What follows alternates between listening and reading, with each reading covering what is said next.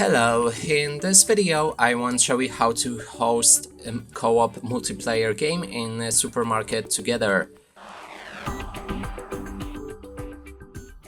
To do this, first you will need to open your game, then navigate to the new store as a host, then you'll be able to enter a name for your store, make it a private, only friends, or a public. In public, everybody will be able to join by clicking on join store.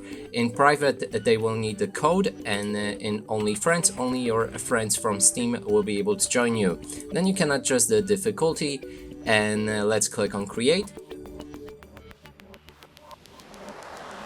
Now, to actually find the code, we'll need to click on the escape and copy join code to the clipboard. Then you'll be able to send it to your friends. They will need to click on join game.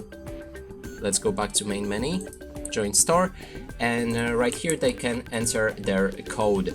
And they can also try to find it through this if they like. And that's it for this video. Hope you like it. Please consider subscribing to our channel, leave a like and a comment below.